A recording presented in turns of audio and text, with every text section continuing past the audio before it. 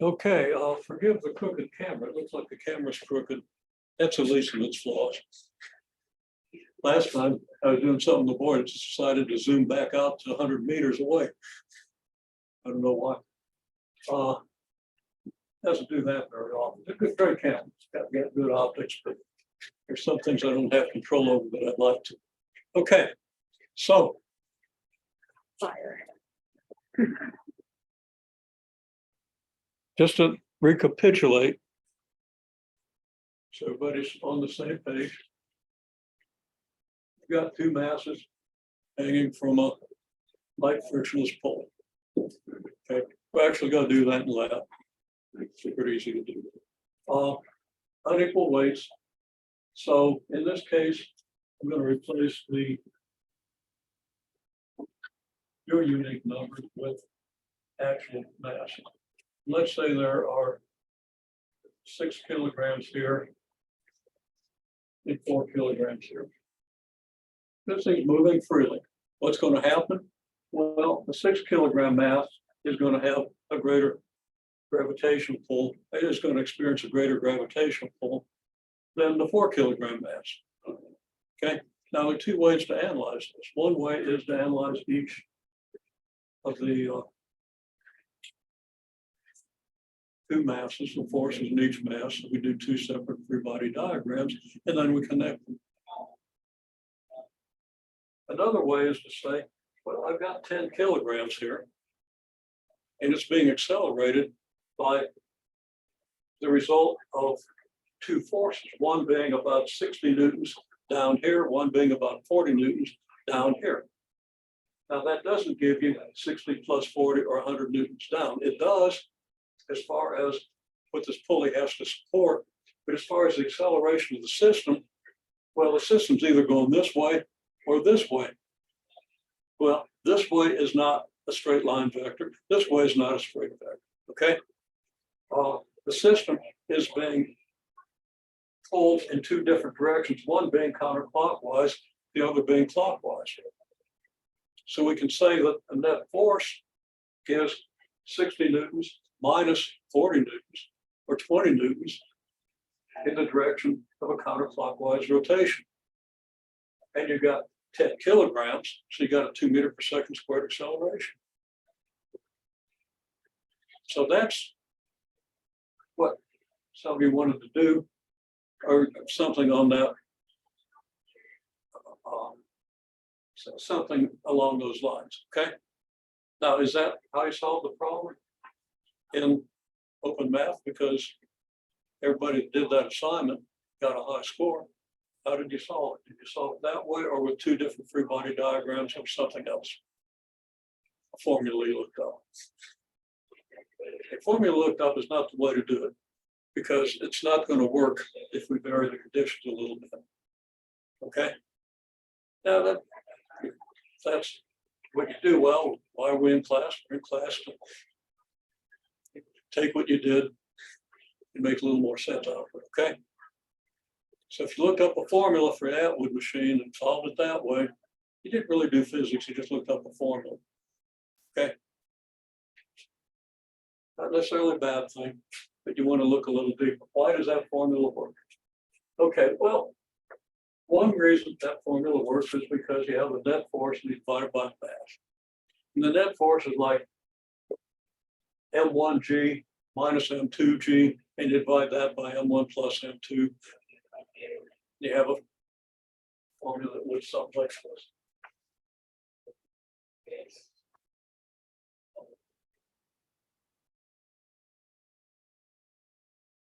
That's pretty easy to understand.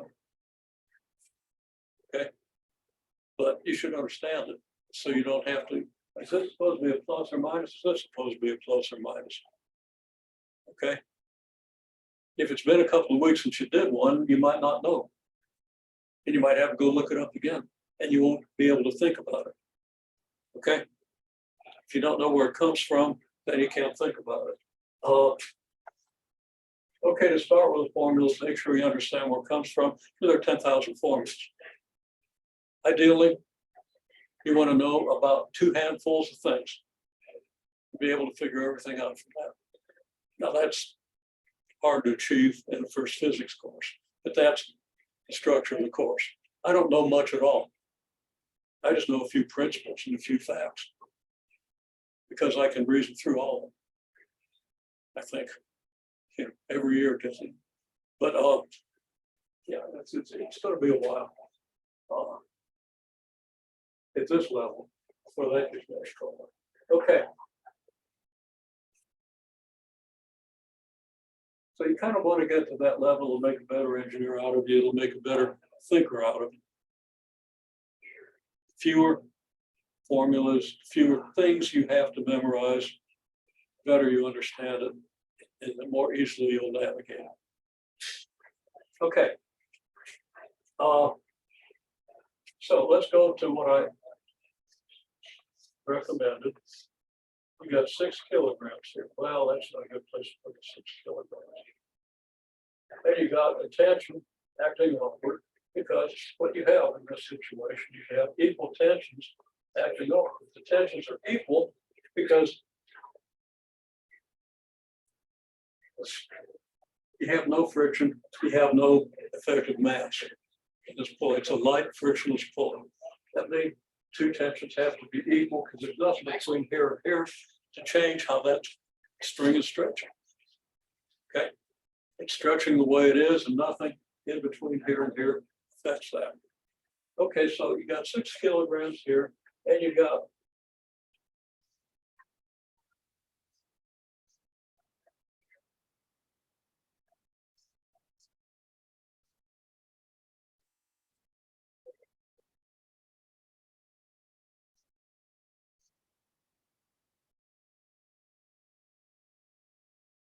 so I'm going to say this tension is T times your J vector.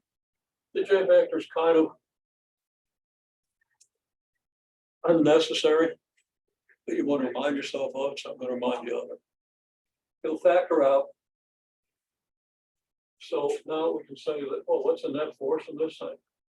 Immediately saying, as soon as you got a free body diagram, you've got all the forces acting on an object, write out the net force.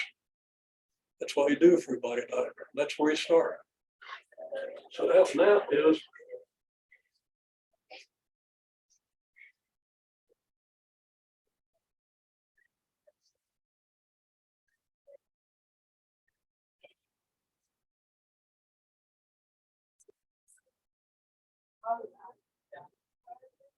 so that's multiplied by J.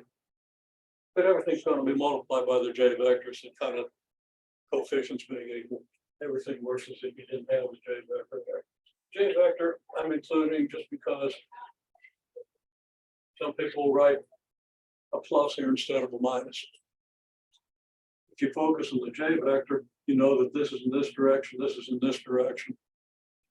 The J vector helps you keep that straight. Okay, so here you have, again, D times J. And down here, -4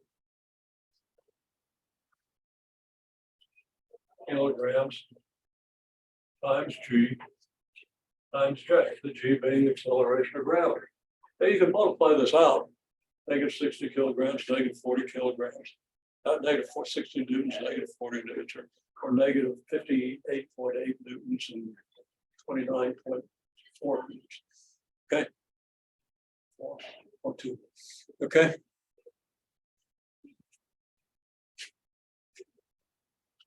So for this one, there's your net force over here. Net is a vector equals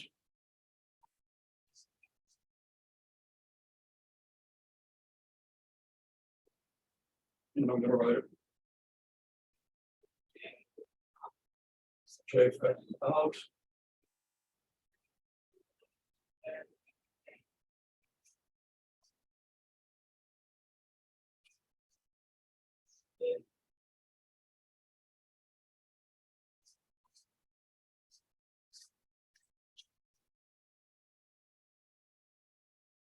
okay.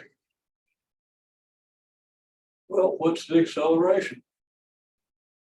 Okay, because this system's accelerating. If we get the acceleration, we've made some real progress. Okay, Now, as I said before, we get the acceleration of the whole system. It's pretty easy to do that. And it's important to understand that, but I want to focus on what the free body diagrams lead us to. Okay, so now acceleration. All this A1 equals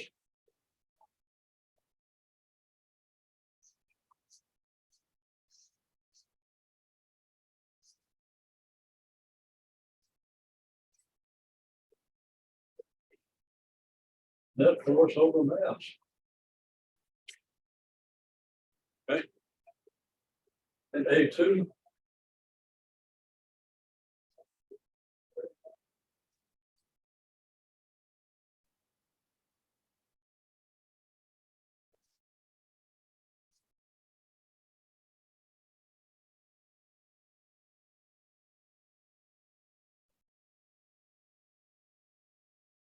so we've got the two accelerations. Now where are we going to go? What do we know about the two accelerations?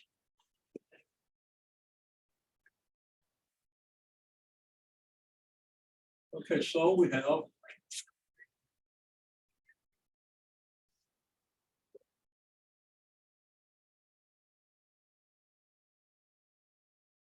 one of the things going to be accelerating upward, the other is going to be accelerating downward, right?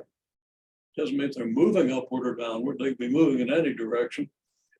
You have a ball rising against a accelerator. So I could give this whole thing a push upward, it could be rising. And if it doesn't rise so far that it hits the pulley, it'll stop and come back down, just like a ball in free fall with a different acceleration. We have A1 equals negative A2. We have these. So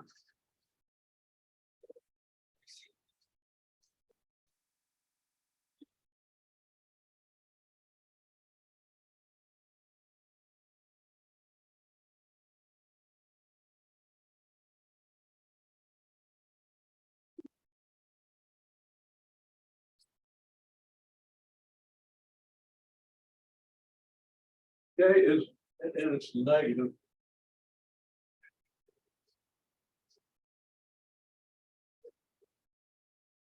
Really sloppy. Really. Actually, I'm just going to rewrite it. Make sure it's. So we have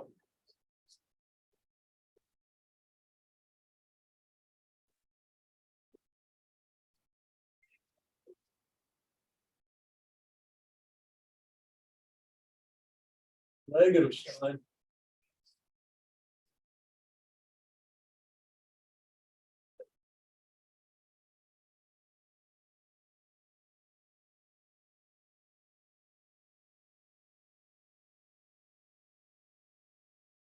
Okay, easy enough to solve. We multiply, apply.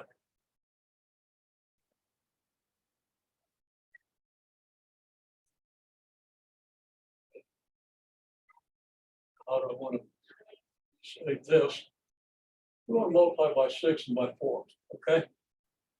So we multiply by 12, we'll leave a kilogram in the denominator, because I'm going to carry the units.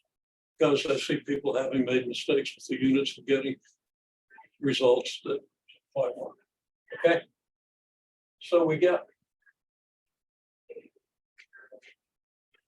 I'm going to skip a step. Multiply by 12, you get a factor 2 here, factor 3 over here. So you get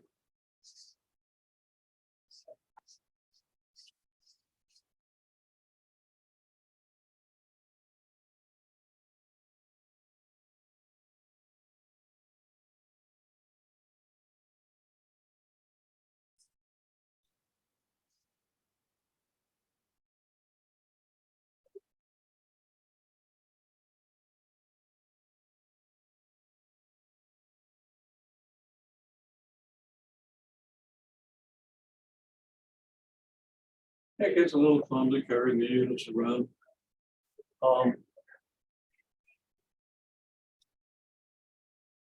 And really, why didn't I just multiply by the 12 kilograms? They don't have a kilogram in the denominator. Trying to make a point that wasn't going to make it.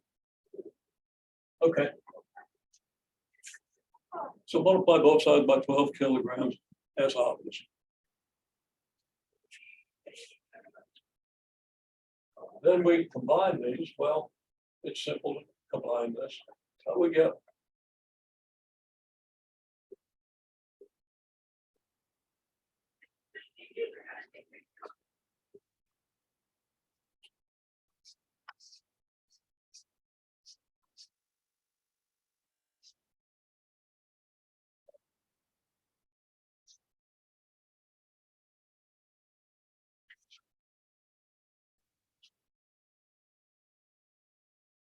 -2. It's really simple. So what have I done?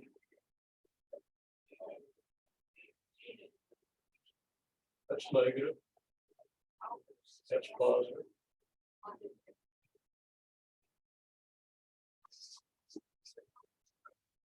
Getting a negative tension out of this, I shouldn't be getting a negative tension.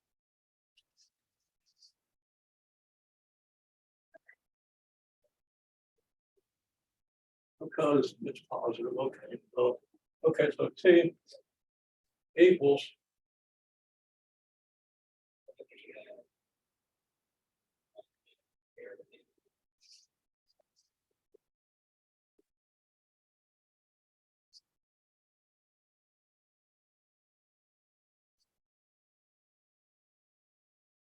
this.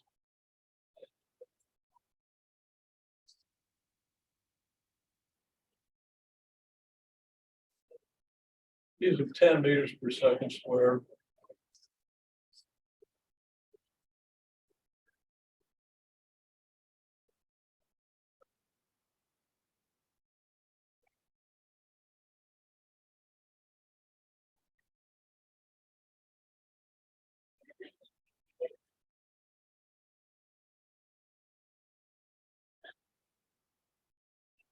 You don't really mess this up.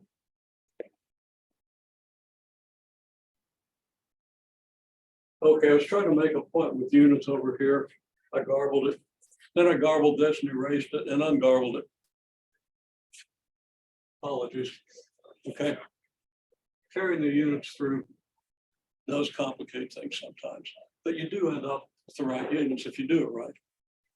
Okay, so I do T minus 60 newtons over 6 kilograms, T minus 40 newtons over 4 kilograms, negative, that's A1 equals negative A2, because those are the expressions we got almost immediately from the free body diagram. And here we have it. Then the solution straightforward, just multiply both sides by 12, and you get this. And then keep the kilograms. We're gonna have tension over kilograms. Well, we'll keep the kilograms in the denominator. You get a negative 3T per kilogram over here. We add that to both sides, we get 5T per kilogram. And then we add negative 150 newtons. Negative 100. The negative of this gives us 120 newtons over kilogram. We add 120 newtons over kilogram over here. I didn't write out the breakdown here, but this is what we get, and we get them 240 newtons over 5. Because kilograms, you know, you multiply the kilograms out. Could have done that in the first step and saved a lot of trouble. Would have been a good idea. Then the equations would have looked like this. We wouldn't have had these kilograms in the denominator. Confuse me. Okay. So then we wouldn't have had the denominators here. We wouldn't have had to worry about it, even though it does work out.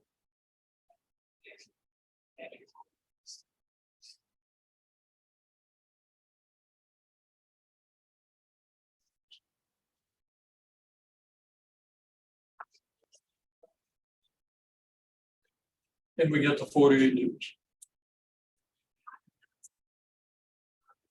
Plug that back in.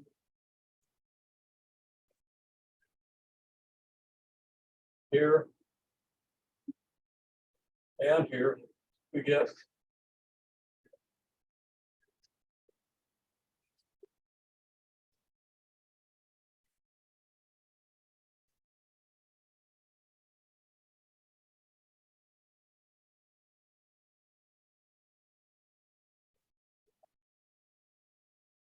this, and we get negative 2 meters per second squared equals negative 2 meters per second squared. If we put 4 there instead of the 6. Okay. And we end up with negative 12 newtons over 6, negative 8 newtons over negative of 8 newtons over 4. We have the same accelerations. Okay, so acceleration 1, which is the acceleration of this thing, is now 2 meters per second squared down. Acceleration of this one's a negative of that, 2 meters per second squared up. So the accelerations are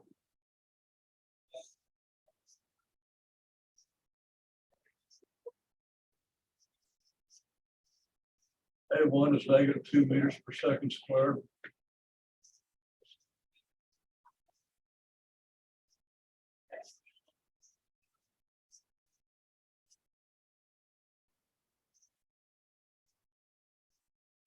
We have equal and opposite accelerations. Now, what's the tension? Can we figure out the tension? Once we have the accelerations, we should be able to figure out the tensions.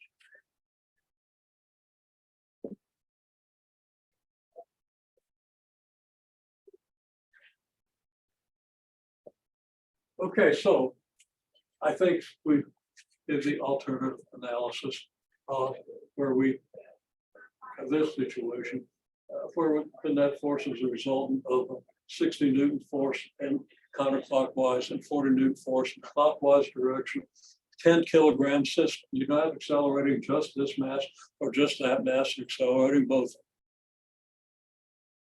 Giving us a net force of 20 newtons clockwise. So we very easily calculate the acceleration because we know the net force in the mass. We get 20 newtons over 10 kilograms, 2 meters per second squared. Counterclockwise, I think I said clockwise, but it's counterclockwise. Okay, so you just read 60 newtons is counterclockwise, 40 newtons is counterclockwise, and that is 20 newtons counterclockwise. So that the acceleration of this thing coming back to the free body diagram is 20 newtons, is 2 meters per second squared in this direction. Okay, because that's, you know, this thing's going to move downward if the system's moving or accelerating in the counterclockwise direction. So the acceleration is negative 2 meters per second squared. Okay, and then this one is going to be plus 2 meters per second squared. That works totally well to give you equal tensions so that we could easily solve for the tensions. So to find the tension, we just plug the 2 meter per second squared acceleration into either of these. The negative 2 meter per second squared if we use this one, positive 2 meter per second squared if we use this one.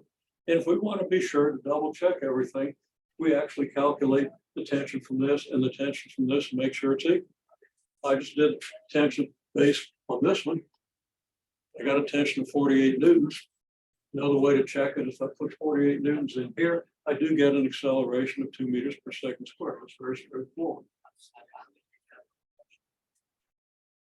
Okay. Now, similar situation.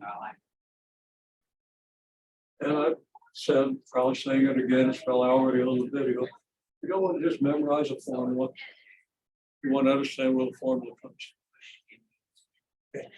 If we've got a mass M1 and a mass M2 on an incline, a frictionless incline, then we can analyze the forces on this mass.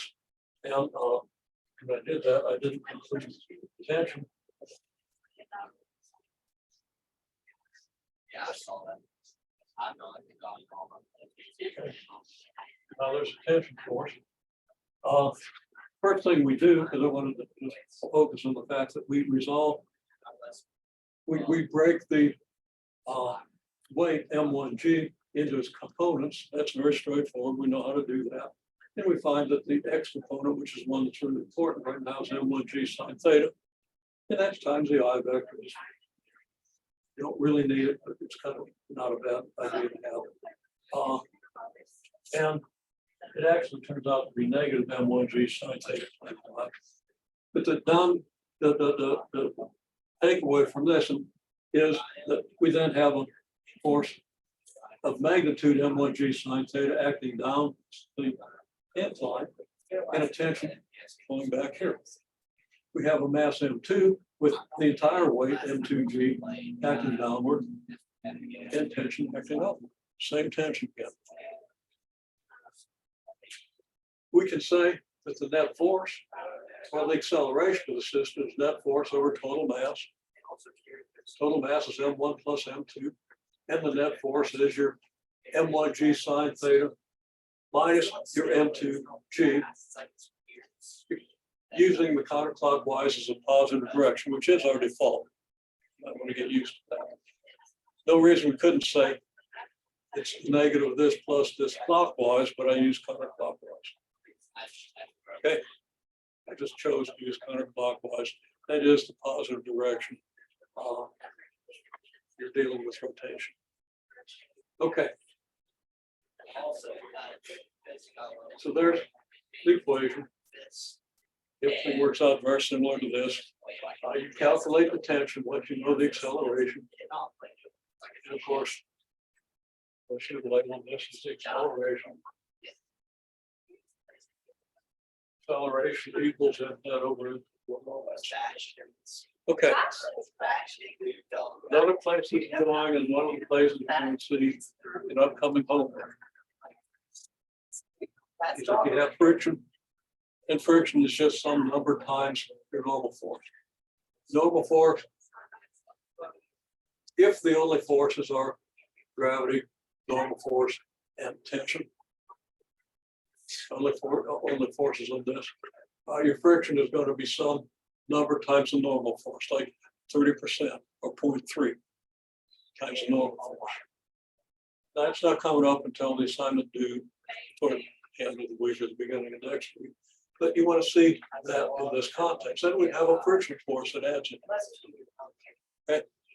Very easy to do that. And then, well, you have a friction force. It's going to be in this direction, so it's going to be negative counterclockwise or positive direction.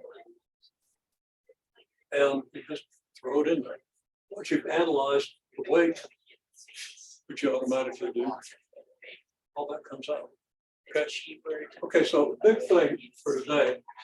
Now I was going to do some other examples, but I got screwed up. I again apologize for that. So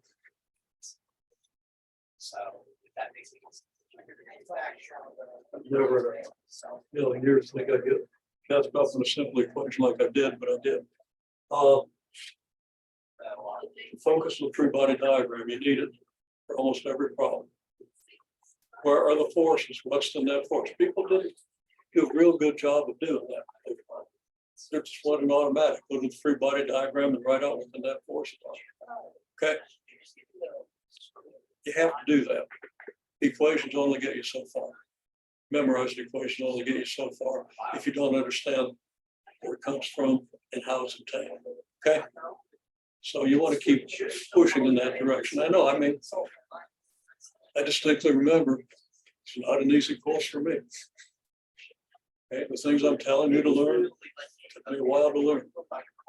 Okay, it'll take you a while to learn. Keep pushing to learn. Okay. Okay, very good.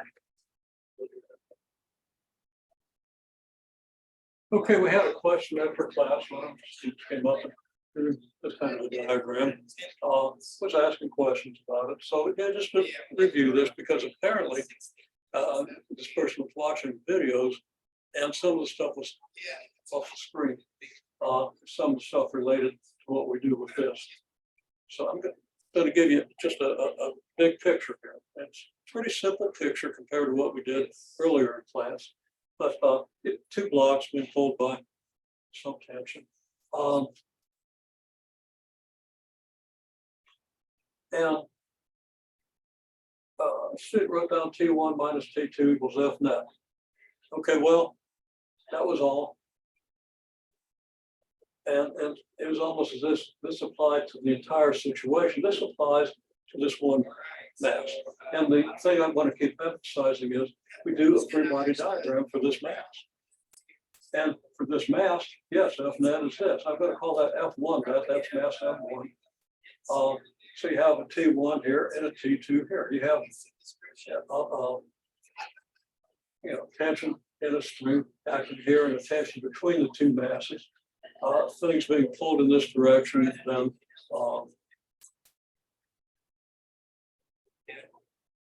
this tension is going to, well, tension in this string or rope acting on this, and the tension tends to pull the ends of the string, rubber band, whatever it is, together, so that the tension here has to be in this direction, and the tension here at this end of this string has to be in this direction. So here's a total free body diagram of this mass, assuming no friction, assuming a level surface. For the other mass, here's the free body diagram. The only force acting in this thing is T2. Now, there are other forces. There's the gravity and the normal force, but if the surface is frictionless, the gravity and the normal force add up to 0.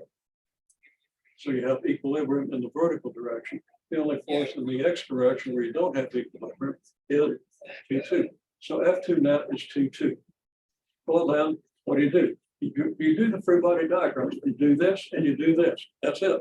Then you take the next step and you say, okay, now I know this mass and I know this net force, so I can write the acceleration. Acceleration A1 is this. Acceleration A2 is this. Okay, and what is this and this? Net force divided by the mass. And here, net force divided by this mass. Now, those are our accelerations. I didn't write it down here, but now let's say that A1 equals A2. Well, we did write it down. Okay, so we came over here. Okay, we'll come back here. A1 equals A2. So what do we have? This has to equal this. This expression has to equal this expression. There it is. And that equals the common acceleration A. Now, implicitly, A1 and A2 are both equal to A. So A just encompasses all the acceleration. Okay, well, that's actually, depending what's known in this situation, there are 5 quantities that could be unknown. Okay, there's T1, T2, M1, M2, and A. You could be given information that allows you to solve a problem with any combination of 3 of these quantities. Let's see why that is. This is a double equality, actually, that then encompasses 2 equations. Okay, so let's look here at the same equations. T1 minus T2 over M1 equals T2 over M2 equals A. That can be expressed as 2 equations. T1 minus T2 over M1 equals A, and T2 over M2 equals A. There are other ways we could write it. T1 minus T2 over M1 equals T2 over M2. That could be one of our equations. And then T2 over M2 equals A could be the other. Or this equal this, okay?